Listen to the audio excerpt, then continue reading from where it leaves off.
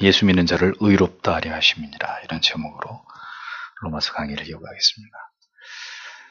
아담과 하와의 타락 이후에 모든 인간은 전적인 무능과 무지의 상태에 이르게 되었습니다. 죄는 인간이 누리던 모든 특권을 잃어버리게 만들었는데 무엇보다도 하나님과의 관계가 단절되어 버렸고 하나님 안에서 누리던 참된 자유와 평안이 모두 파괴되는 결과를 낳게 되었습니다. 이후 인간의 죄는 급격히 발전하고 증가되기 시작했고 그 죄악의 사악하고 파괴적인 현상들과 징후들이 점점 더 세상을 뒤덮어가게 되었습니다. 하나님께서는 노아의 홍수를 통해서 죄악의 창궐이 불러오는 그 비참한 종말과 결과에 대해서 강력한 경고를 보여주셨습니다. 이것은 하나님을 버린 인류가 먼 미래에 겪게 될 궁극의 종말에 대한 예고편이 되었던 것이죠. 이렇게 타락 일변도로 진행해 나아가는 인류에게 하나님께서는 이스라엘이라는 한 나라와 민족을 택하셔서 그들을 통해서 강력한 율법과 계명을 주셨습니다. 이로 말미암아서 인간의 급격한 타락에 제동을 거시고 죄와 하나님의 지엄한 심판에 대한 두려움과 경각심을 갖도록 하나님은 그렇게 섭리하셨습니다. 율법이라는 거울에 비추어진 인간의 모습이 얼마나 추악하고 죄악의 광기로 가득 차 있는지를 스스로 깨닫기를 하나님께서 원하셨던 것이죠. 그리고 그것을 지켜 행함으로 구원에 이를 수 있는 자가 타락한 인간 가운데는 그 누구도 결코 존재할 수 없다는 것을 인간들이 깨달아 알기를 바라셨습니다. 율법을 제정하여 주신 하나님의 궁극의 목적과 섭리는 하나님의 독생 성자 예수 그리스도로 말미암은 새로운 의에 대한 약속과 새 언약의 위대함을 더 선명하게 죄인들의 영혼 가운데 드러내시기 위한 준비 작업이었던 것입니다. 이와 같이 성경 속에서 명백하게 드러나고 있는 하나님의 죄인들을 향한 놀랍고도 위대한 구원 계획을 하나님의 자녀들이 하나하나 정확하고 올바르게 깨닫고 이해하는 일은 구원의 위대한 여정을 이해하고 올바르고 확고한 믿음을 갖는 일에 있어서 매우 중요한 일이 아닐 수 없다는 것을 우리는 분명하게 기억해야 합니다. 믿기만 하면 구원을 받는 것이고 열심히 교회 다니면 천국은 따놓은 당상이라는 식의 아주 저급하고 저열한 복음이 아닌 유사 복음에 심취해서 그렇게 평생 하나님을 섬기다가는 그는 지옥을 예약한 사람이 되고 마는 것입니다. 구원의 교례는 그렇게 간단하지 않고 십자가의 도는 그렇게 가벼운 것이 결코 아니라는 것을 우리는 기억해야 합니다. 로마서는 이와 같은 하나님의 구원의 섭리들을 가장 정교하게 정리해서 우리에게 그것을 똑똑하게 설명해 주고 있습니다. 지금까지 사도는 모든 인간들이 이방인이나 유대인이나 모두 하나님을 떠난 전적으로 부패하고 타락한 존재에 불과함에 대해서 줄기차게 논증해 왔습니다. 이제 사도는 그런 소망 없는 죄인들을 위해서 하나님이 취하신 조치가 무엇인지에 관해서 이어 논증하기 시작합니다. 그래서 오늘 본문의 19절, 20절을 다시 보겠습니다. 우리가 아는 대로 율법이 말하는 것은 모두 율법 아래에 있는 사람들에게 말하는 것입니다. 이는 모든 입이 다물어지고 온 세상으로 하여금 하나님의 심판 아래에 있게 하려는 것입니다.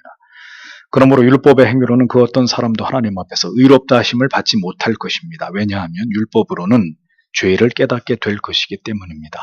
이렇게 기록되어 있습니다. 반복해서 넘어지고 있는 죄에 대해서 슬퍼하고 고통스러워하면서 어떤 노력을 다해도 이 죄의 족쇄로부터 도무지 벗어날 길이 없음을, 그렇게 인간 자신의 절대적인 무능을 처절하게 깨닫게 만드는 것이 바로 율법의 기능입니다.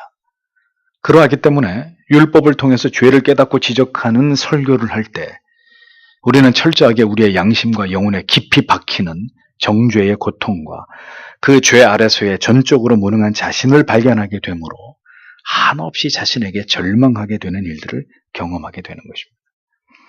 이것이 바로 율법의 기능과 효력이 우리 영혼 가운데 나타나게 될 때 일어나는 중요한 현상입니다.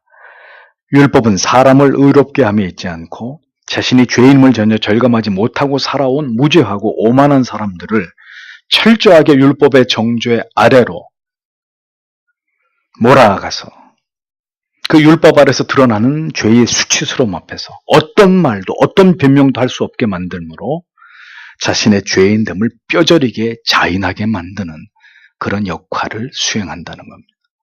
율법의 제일 큰 목적은 그렇게 하나님의 백성들이 죄를 깨달아 하나님의 심판 아래 있음을, 영원한 저주 아래 있음을 깨닫게 하는 것이라고 성경은 분명히 명시하고 있습니다. 예수 그리스도의 대속의 은혜를 경험하고 깨달아서 진정으로 참된 신자가 되고자 하는 자는 그렇기 때문에 반드시 이 율법의 거울 앞에서 자신이 죄인 중에 괴수라는 것을 발견하는 은혜가 있어야 한다는 거죠. 자기 자신에 대해서 하나님의 심판대를 피할 수 없는 아무런 소망 없는 죄인임을 직시하고 그렇게 그것을 인정하는 일은 참된 구원에 대해서 목마른 모든 자들의 영혼에서 반드시 일어나야 되는 현상입니다. 그렇게 자신에게 예수 그리스도의 십자가를 통한 구원이 절실하게 필요하다는 것을 깨닫게 되는 것까지가 율법의 기능이라고 성경은 분명히 말씀하고 있기 때문입니다. 하여 설교자는 자신이 죄인됨을 알지 못하고 여전히 오만하고 교만함 가운데 있는 자들로 하여금 철저하게 그들의 오만함과 그들의 죄를 벌거벗기는 율법을 설교함으로써 하나님 앞에서 완전히 무장을 해제시키고 자신이 전적으로 타락하고 무능한 죄인임을 깨닫게 하는 일들을 성실하게 수행해야 될 의무가 있는 것입니다. 자신이 하나님의 율법 앞에서 아무런 소망이 없는 결코 정죄를 피할 수 없는 죄인임을 깨닫게 하므로 이제 예수 그리스도의 십자가의 유일한 소망 앞으로 나아가도록 그의 영혼을 이끄는 일에 최선을 다해야 되는 것이 설교자의 숭고한 사명입니다.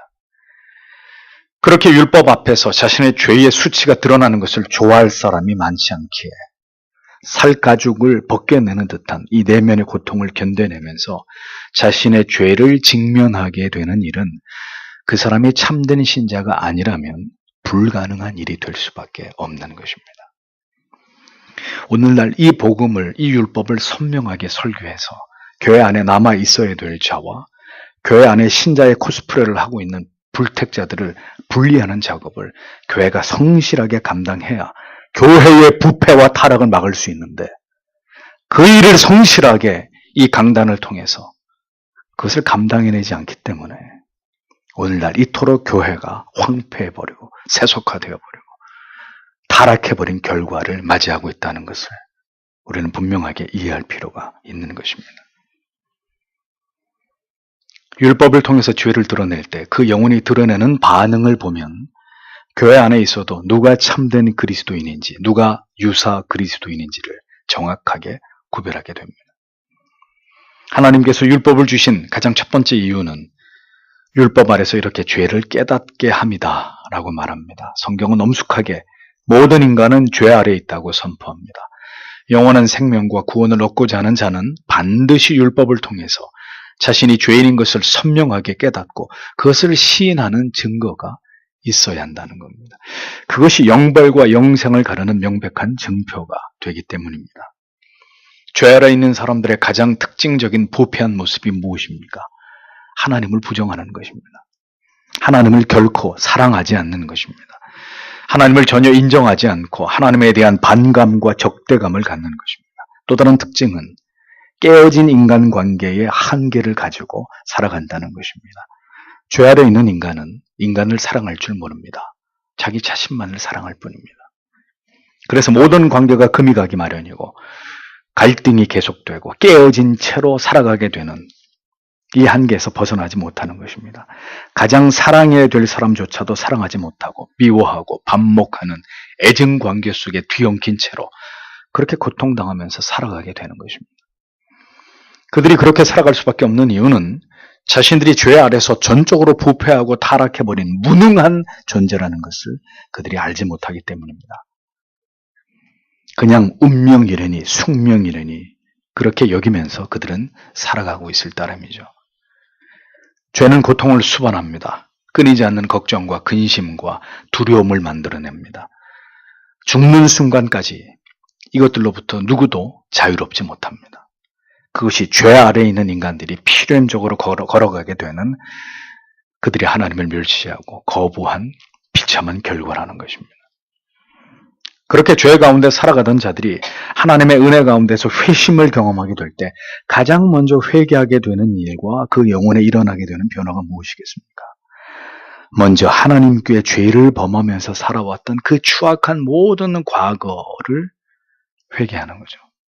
그리고 뒤틀린 인간관계 속에서 사람들을 미워하고 상처를 주면서 살아온 것에 대해서 철저하게 회개하는 일들이 그가 거듭나게 될 때 일어나게 되는 것입니다. 누가 그렇게 하라고 해서 하는 게 아니라 그것이 다 죄였다는 것을 깨닫게 되는 그 진리의 깨달음이 그를 그렇게 회개의 자리로 내몰게 되는 것이죠. 참된 회심을 경험한 사람은 그래서 예외 없이 하나님과 이웃을 사랑하면서 살고자 하는 열렬한 마음의 뜻이 세워지게 되는 것이 다 이와 같은 이유 때문이라는 것입니다. 죄 아래서 율법 아래서 도무지 헤어나올 수 없는 멸망의 길을 가고 있었던 우리들이었습니다. 그런 죄인들에게 하나님께서 선행적으로 어떤 조치를 취하셨느냐, 21절에서 22절이 그것을 말합니다. 그러나 이제는 율법과는 상관없이 하나님의 한 의가 나타났습니다. 이것은 율법과 예언자들이 증언한 것입니다. 그런데 하나님의 의는 예수 그리스도를 믿는 믿음을 통해 모든 믿는 사람에게 주어집니다. 왜냐하면 거기에는 아무 차별도 없기 때문입니다. 이렇게 기록되어 있습니다. 자, 여기서 율법과 상관없다는 말은 율법을 행함으로써 의롭다함을 얻는 원리와 전혀 관계없이 이런 뜻입니다. 이제는 율법의 도와는 전혀 관계없이 구원을 위한 새로운 길이 열렸는데 그 길은 그리스도께서 메시아로 오심으로 말미암아 하나님께서 새롭게 드러내신 의라고 성경은 기록하고 있습니다.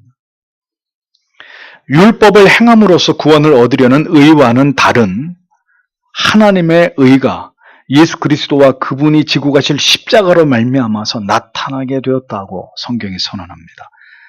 인간이 의롭다 인정받을 수 있는 새로운 길이 그렇게 만들어지게 되었다고 분명하게 말씀하고 있는 것이죠. 이 모든 사실은 구약의 여러 율법과 그리고 선지자들의 예언을 통해서 이미 알려지고 드러나는 것이라고 설명합니다. 예수 그리스도로 말미암아 나타나게 된 이 새로운 의는 급조된 것이 아니라 구약 시대와 그 이전에 천지를 창조하시고 인간이 타락하기 이전부터 이미 하나님께서 계획하시고 섭리하신 것임을 성경은 분명하게 명시하고 있는 것이죠. 율법으로 불가한 의가 어떻게 하나님의 자녀들에게 임하게 되었는지 이를 또 구체적으로 설명하기를 22절에 곧 예수 그리스도를 믿음으로 말미암아 모든 믿는 자들에게 미치는 하나님의 의라고 소개합니다. 죄인들에게 영원히 막혀버린 율법을 행함으로 말미암아 의에 이르는 길이 아닌 예수 그리스도를 구주로 믿음으로 말미암은 의가 하나님께로부터 말미암아 모든 믿는 사람들에게 임하게 되었다고 성경이 설명하고 있는 것입니다. 그리스도의 대속하심으로 말미암아 영원한 죄의 저주와 멸망으로부터 벗어나게 되었음을 그것을 믿는 모든 자들에게 미치는 하나님의 의다라고 성경이 말하고 있는 거예요. 율법은 죄를 범한 인간들의 불의함을 지적하고 있습니다. 결코 의로워질 수 없는 절망을 선언합니다. 그러나 예수 그리스도로 말미암은 의는 예수 그리스도를 믿게 될 모든 자들에게 조건도 차별도 없는 완전한 의인으로서의 변화된 신분을 제공해 줍니다. 예수 그리스도를 통한 복음은 새로운 언약은 숨막힐 것 같은 율법의 정죄의 그 무거운 족쇄로부터 더 이상 고통받지 않는 참된 영혼의 자유함으로 우리에게 이것을 선물로 주는 것입니다. 그것이 유대인이나 이방인이나 모두 예수 그리스도를 구주로 믿음으로 말미암아 하나님께로부터 우리에게 주어진 놀라운 은총이라고 성경은 말씀하고 있는 것입니다.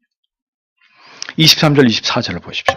모든 사람이 죄를 지었으므로 하나님의 영광에 미치지 못했습니다. 그러나 그리스도 예수 안에 있는 속량을 통해 하나님의 은혜로 값없이 의롭다 하심을 얻었습니다. 하나님께서는 인간이 죄로 말미암아 타락하고 하나님께로부터 떨어져 나가게 되었을 때 그들이 두 번 다시 하나님의 영광에 이룰 수 없게 되었다는 것을 아셨습니다. 마치 깨어진 유리잔이 다시는 원래의 모습으로 돌아갈 수 없듯이 인간의 완전한 타락이 불러온 그 파괴적인 돌이킬 수 없는 결과를 하나님은 알고 계셨다는 것입니다. 그렇게 스스로 멸망의 길을 선택한 인간들에게 하나님께서는 그들 스스로 다시 돌아올 길을 찾도록 회복의 방도를 그들 스스로 강구하도록 요구하지 않으셨습니다. 우리는 바로 이 부분에서 하나님 아버지의 무한하신 사랑을 발견하게 됩니다. 선악을 알게 하는 나무의 실과를 따먹고 결국 낙원을 영원히 잃어버린 채로 쫓겨나가게 되는 아담과 하와의 그 벗은 몸을 위해서 하나님께서는 손수 짐승의 가죽으로 옷을 지어 입히시던 아버지셨습니다. 죄의 결과로 하나님의 공의 가운데 그들을 심판하여 낙원으로부터 추방하시는 가운데서도 아담과 하와를 위해서 가죽옷을 지어 입히시던 아버지의 그 사랑이 바로 하나님을 떠난 죄인들을 다시 하나님께로 돌아오도록 그 길을 열어주신 원동력이 되었던 것입니다. 성도 여러분, 사랑은 길을 열어주는 것입니다. 모든 길이 다 막혔어도 길을 다시 뚫어서라도 돌아올 길을, 회복될 길을 찾아주는 것입니다.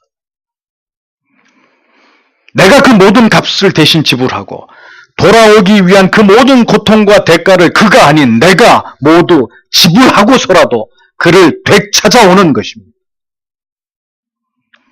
네가 잘못한 것이니 네가 해결하라고 가혹하게 대하는 것이 아니라 비록 잘못을 했고 죄를 저질렀지만 그 가운데 영영히 버려두는 것이 아니라 다시 돌아올 수 있는 길을 만들어주고 그 손을 잡고 그 길로 이끄는 것이 사랑이라는 것입니다. 그 사랑이 어떻게 나타났습니까? 그리스도 예수 안에 있는 구속으로 말미암아라고 기록하고 있습니다. 또 하나님의 은혜로 값없이 의롭다 하심을 얻은 이라고 성경은 말씀하고 있습니다.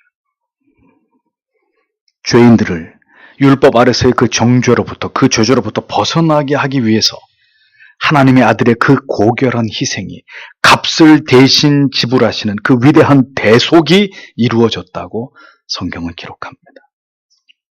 그 대속하심으로 말미암은 속죄의 효력이, 칭의의 결과가 오직 전적인 하나님의 은혜로 말미암아 하나님의 사랑하시는 자녀들에게 값없이 주어졌다고 성경이 말씀하고 있는 것입니다.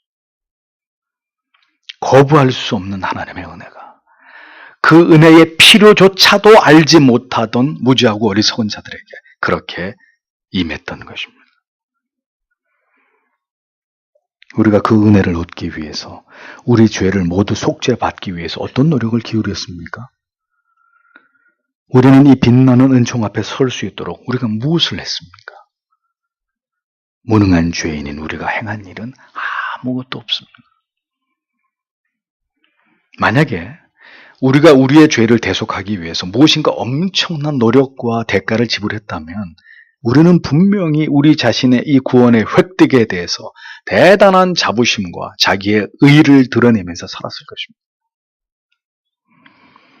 그러나 율법을 지킴으로 구원에 이를 수 없고 율법을 지킴으로 영원히 그것을 우리의 의로 삼을 수 있는 길이 존재하지 않는 것처럼 구원에 대해서 인간은 전적인 무능 그 자체임을 우리는 기억해야 되고, 그러하기에 우리에게 임한 이 위대한 구원의 은총이 실로 크고 놀랍고 위대하다는 것을 우리는 날마다 복음의 진리 안에서 그것을 새롭게 인식하고 깨달으면서 이에 대해서 감사하는 삶을 살아가는 사람들이 되어야 한다는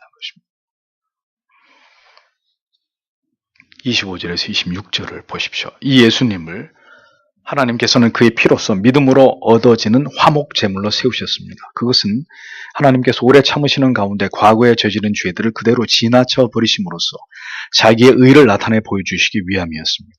곧 지금 이때 자기의 의로우심을 나타내심으로써 자기도 의롭다고 하신다는 것을 나타내 보여주시기 위함이었습니다. 이렇게 기록되어 있습니다.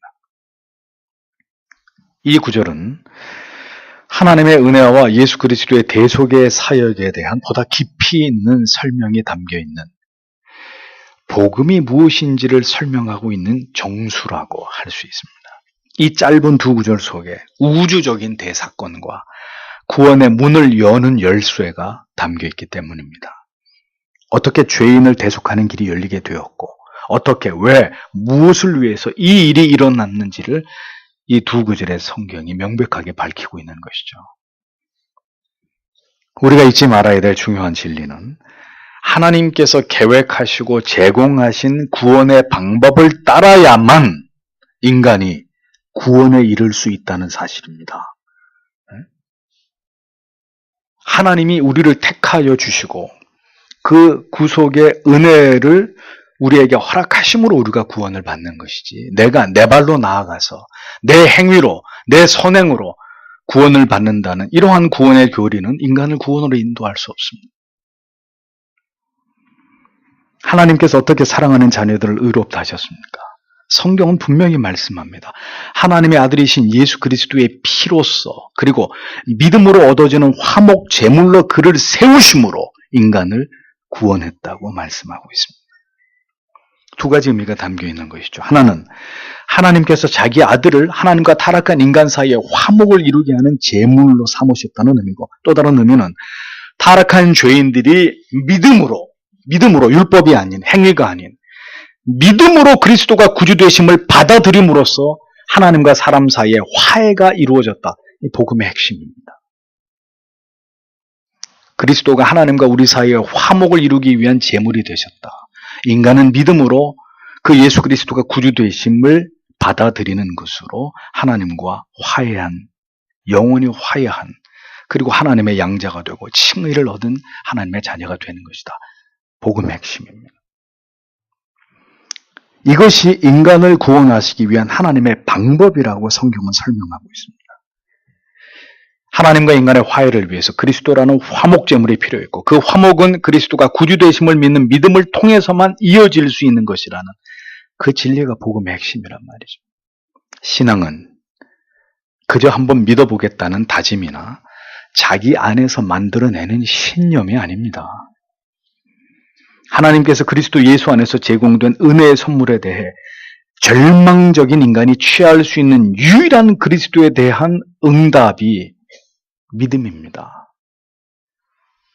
그것은 인간의 주체적인 결단에서 비롯되는 것이 아니라 우리 안에 역사하시는 성령의 역사하심으로 인해 은혜의 결단에서 비롯되는 것입니다. 그 거룩한 생명으로 부르심, 그 이끄심이 있어야 그가 예수 그리스도의 복음을 듣고 진정한 하나님의 자녀가 되고 마침내 구원에 이르게 되는 은혜를 입게 되는 것입니다. 그래서 구원의 첫 단추를 뭐라고 얘기합니까? 콜링, 소명이라고 말하는 거예요. 하나님이 그렇게 불렀다는, 그리스도 앞으로 불러들였다는 거예요.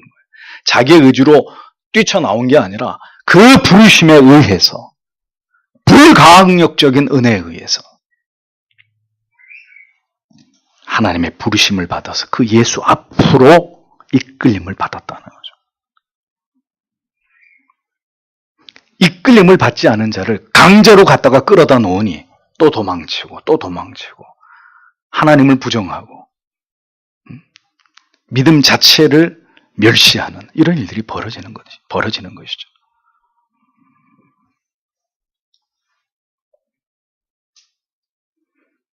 하나님께서 이 같은 구원의 계획을 이루신 이유를 성경은 이어서 설명하고 있습니다. 하나님께서 길이 참으시는 중에 전에 지은 죄를 간과하심으로 자신의 의로우심을 드러내기 위함이었다고 말씀합니다. 보십시오. 죄를 범한 하나님의 자녀들을 향하신 하나님의 성품과 속성이 잘 드러나고 있는 한 구절입니다. 보시면 뭐라고 되어 있죠? 길이 참으시는 하나님, 그리고 사랑하는 자녀들의 죄를 간과하시는 아버지. 하나님을 이렇게 소개하고 있습니다. 길이 참으시는 하나님. 하나님을 알지 못할 때 우리의 무지에 대해서 허물을 묻지 않으시는 하나님이셨습니다.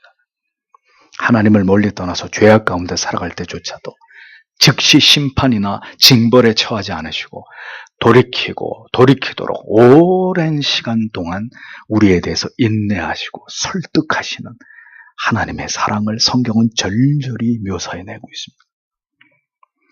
사랑하는 자녀들의 허물에 대해서, 그들의 죄악에 대해서 길이 참으시는 하나님이시기에 오늘까지 우리가 그 사랑 안에 살아가고 있음을 우리는 고백할 수밖에 없습니다. 우리의 죄대로 모두 징계를 받았다면 우리의 삶이 지금 이보다 훨씬 더 고통스러웠을 터인데도 오늘의 평안한 삶을 우리가 살아가는 것은 모두가 전적인 하나님의 길이 참아주시는 사랑 때문이라는 것을 우리는 부인할 길이 없습니다. 다음으로 죄를 간구하시는 하나님이십니다.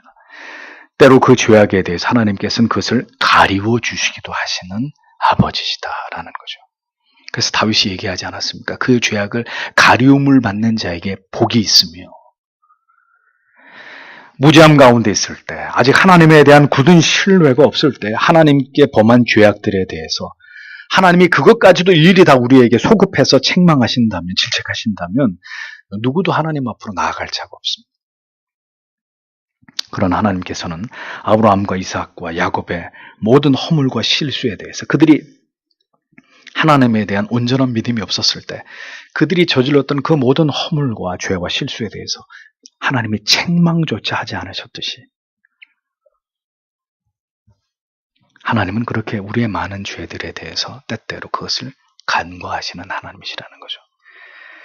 그들의 실수를 책망해 보아야 그것을 받아들일 수 없음을 아실 때 하나님은 그들의 죄를 책망하지 않습니다. 우리가 여기까지 오는 가운데 수많은 죄를 하나님 앞에 지었어도 그 죄들 가운데 우리가 무지함 가운데 범한 어떤 죄들에 대해서는 하나님이 간구해 주시고 그 죄를 가리워 주시는 은혜가 없었다면, 그 죄를 감해 주시는 자비를 우리에게 베풀어 주시지 않았다면 단언하건대 우리는 절대로 여기까지 올 수 없었을 것입니다.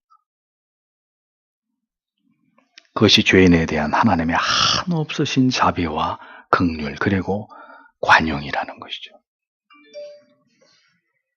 무지하기 때문에, 아직 믿음이 연약하기 때문에 우리가 그러할 수밖에 없음을 하나님이 이해하시기에 때때로 우리의 죄가 가리움을 받는 것입니다.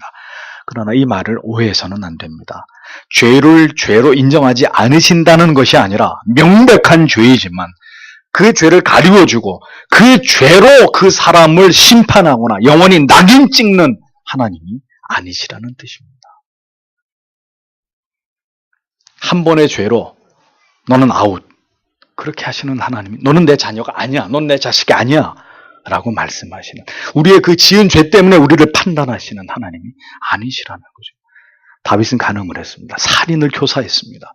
그런데도 그 이후에 하나님은 다윗에게 뭐라고 해요? 내가 사랑하는 자라고, 내 사랑을 받은 자라고 말씀하시지 않습니까? 그래서 다윗이 고백하는 겁니다.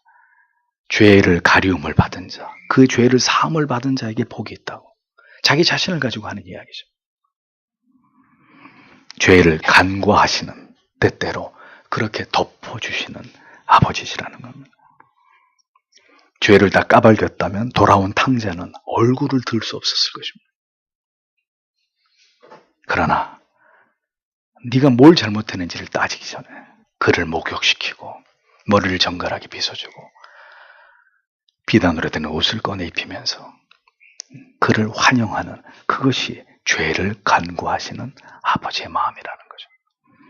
하나님이 그렇게 우리를 대하시는 이유가 무엇 때문입니까? 성경에 자기의 의로우심을 나타내려 하심이니라고 기록되어 있습니다. 25절, 26절에 세 번이나 나타나는 단어가 있죠. 무엇입니까? 자기의 의로우심이라는 단어입니다. 하나님께서 우리에 대해서 오래 참으시고 죄를 가리워 주시고 아들을 통해서 우리의 모든 죄를 속량하시고 믿음으로 의롭다 칭하여 주시는 이 모든 구원과 관련된 일련의 우리에게 베풀어 주시는 모든 은총은 오직 한 가지를 증명하고 싶으신 하나님의 뜻 때문입니다. 그것은 하나님께서 의로우신 아버지심을 분명하게 공개적으로 드러내고 싶으신 그런 하나님의 뜻이 담겨 있는 것이죠. 하나님께서는 하나님의 의를 온 세계와 역사 속에서 선명하게 드러내는 것을 기뻐하십니다. 하나님의 이 같은 오래도록 인간의 불의를 참으시는 의로우심이 아니라면 인류는 오래전에 멸망하고 말았을 것입니다. 모든 죄인들은 그 죄의 결과로 하나님의 진노하심의 불꽃 속에 모두 다 연기처럼 소멸되어 버렸을 것입니다. 지금도 이 세상에 벌어지고 있는 이 끔찍한 불의함을 보십시오. 이 모든 불의에 대한 하나님의 즉각적인 심판이 이루어진다면 인류는 절대로 존재할 수 없습니다. 불의에 대한 하나님의 오래 참으심 때문에 역사의 수레바퀴는 오늘도 굴러가고 있는 것입니다. 그 불의함에서 돌이켜 죄를 회개하고 예수 그리스도를 믿어서 영생을 얻게 하심이 하나님이 보다 높으신 의로우심이고 그분의 뜻이기에 오늘도 그 하나님의 의에 의해서 이 구속사의 대장정은 진행되어 가고 있는 것이라는 거죠. 하나님이 이 모든 일들을 이 말씀이 기록하고 있는 바로 그때, 그리고 이 복음을 듣고 있는 바로 지금 이 순간에도 여전히 하나님은 자기의 의로우심을 그 사랑하는 자녀들에게, 택자들에게 드러내심으로 주님 자신도 더없이 의로우시고 예수를 믿는 모든 하나님의 자녀들 또한 의롭다 여기심을 지금도 그 일을 행하시면서 그것을 나타내 보여주기를 그분이 기뻐하신다고 성경이 기록하고 있는 것입니다.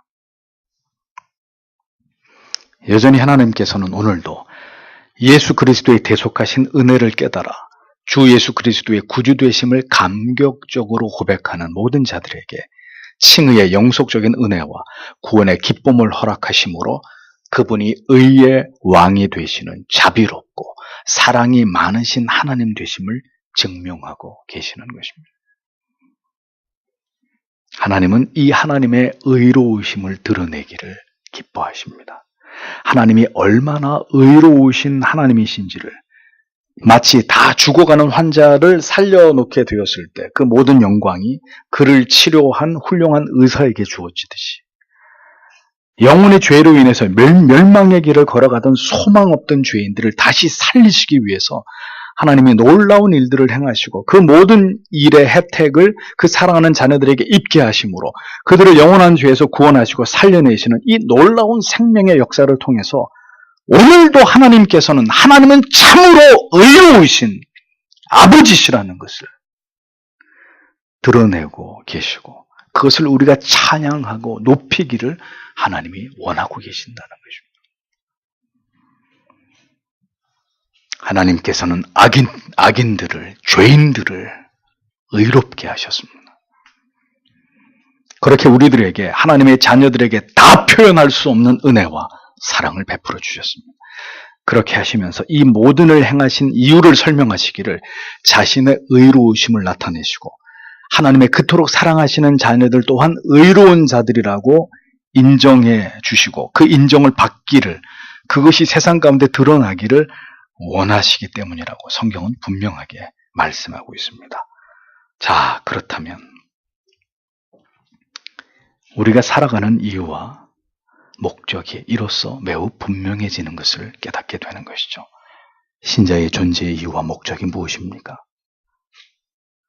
나를 구원하시기 위해서, 나를 의로운 하나님의 자녀 삼아주시기 위해서 어떤 일들이 일어났는지를 먼저 정확하게 이해하고 그것을 깨닫는 일이 무엇보다도 중요하고, 그 다음은 그 위대하신 일을 행하신 것은 오직 하나님의 의로우심에 기초하고 그 의로우신 하나님을 드러내시기 위해서 이 모든 일을 하나님이 행하셨으니 우리가 힘써 불의하고 이 약한 시대를 살아가는 자들에게 그 하나님의 의로우심과 그 의가 어떻게 죄인들에게 나타났는지를 힘써 증거하고 그 하나님의 의를 나타내는 것이 우리의 존재의 이유이고 목적이라는 것을 우리가 오늘 이 성경의 본문을 통해서 정확하게 그것을 깨달아야 되는 것입니다. 그래서 주님이 말씀하셨죠. 뭐라고요? 너희는 먼저 그의 나라와 그 다음에 그의 의를 구하라. 뭘 먹을까, 뭘 입을까 따위를 구하지 말고 이 본질적인 그 영원한 하나님의 나라와 그가 너희들에게 나타내신 그 하나님의 의를 구하고 그 의를 꾸준히 이 세상에 증명하고 증거하고 나타내는 그것을 위해서 살아라. 그러면 이 모든 것을, 그러한 삶을 살아가는 내 자녀들에게 허락하신다고 약속하신 것입니다.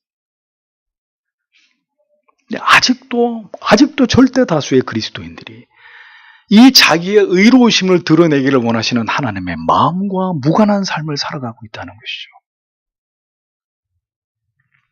철저한 복음에 대한 무지 속에서 말입니다.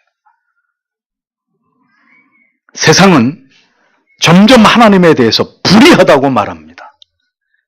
신이 존재한다면 어떻게 세상이 이렇게 돌아갈 수 있느냐고 비웃고 있습니다.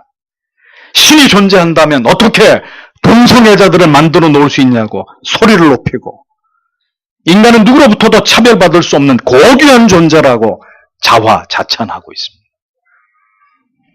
그렇게 창조주의 질서를 파괴하고 그 진리를 멸시하면서 하나님의 의를 짓밟는 짓을 서슴지 않고 있습니다. 마지막 세상은 그렇게 살아계신 하나님 앞에서 참담한 도발을 멈추지 않고 있는 것입니다.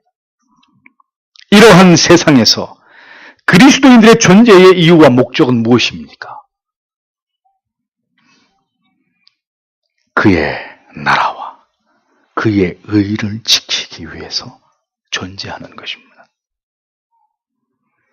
그것이 신자가, 교회가 역사 속에 우뚝 서 있는 이유이고, 그것이 무엇을 위해 살아야 되는지에 대한 분명한 목적이 되는 것입니다. 무엇을 먹고 무엇을 입고 어디에 살아야 할지가 문제의 본질이 아니라, 이 하나님의 의로우심을, 아들을 통해서 우리에게 보이신 그 사랑을, 그것을 경멸하고 혐오하는 자들 앞에서 하나님의 의로우심을 드높이고 선포하고, 그 하나님의 의로우심 앞에 모든 죄인들은 무릎을 꿇으라고 외쳐야 되는 그 거룩하고 숭고한 사명이 이 시대를 살아가고 있는 저와 여러분에게 주어져 있다는 것을 우리는 절대로 잊어서는 안 되는 것입니다. 우리를 의로운 하나님의 자녀 되게 하신 목적이 무엇인지를 생각하십시오. 하나님께서 죄인들이었던 우리를 위해서 무엇을 행하셨고, 그 모든 일들을 행하신 목적을 명확하게 알고 이해하는 것은 우리의 인생을 결코 헛되게 살지 않을 수 있는 지혜와 지식이 된다는 것을 절대로 우리는 이것을 가볍게 여겨서는 안 되는 것입니다. 율법과 복음이 어떻게 우리의 영혼에 거룩하고 신령한 영향을 끼쳐서 결국은 하나님의 은혜 앞으로 나오게 하는지를 올바로 깨닫는 것은 우리에게 임하는 구원을 올바로 이해하고 그 구원의 가치를 깨닫는 일에 매우 중요한 지식을 제공해주고 있는 것입니다. 부디 이 모든 지식과 깨달음이 우리의 영혼의 세포 깊숙한 곳까지 와 닿게 되기를 저는 하나님 앞에 기도합니다. 무엇이 구원인지, 무엇이 칭의의 복됨인지, 하나님께서 우리에게 드러내신 그 의가 얼마나 아름답고 우리에게 영광된 것인지를 온전히 이해하고 깨닫는 그런 성도 여러분들이 되시기를 간절히 기도합니다. 그것은 여러분들이 이 땅에서 복을 받아 잘 사는 것과 비교할 수 없는 더 위에 있는 가장 최고의 가치라는 것을 여러분들이 인정하실 필요가 있는 것입니다.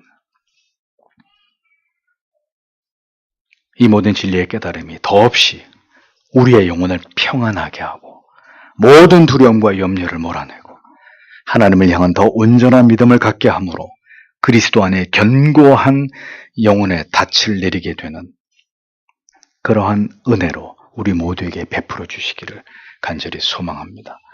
하나님의 의를 가리우고 그것을 거부하고 멸시하는 시대 속에서 신자는 그들이 살아가고 있는 모든 삶의 현장에서 더 목소리를 높여서 하나님의 의로우심을, 그 의로우심이 가장 선명하게 드러난 복음을 자랑하는 삶을 살아가야 할 것입니다.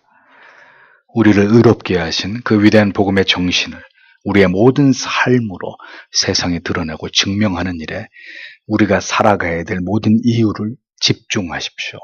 하나님은 오늘도 그러한 자들과 함께하고 계시고 그런 자들을 통해 영광을 받으시고 그런 자들을 이 불의한 세상 속에서 지키시고 보석처럼 반짝이는 존재로 하나님은 그들을 사용하실 것입니다. 저는 그들이 이 말씀을 듣는 여러분과 우리의 자녀들이 되기를 축복합니다. 기도하겠습니다.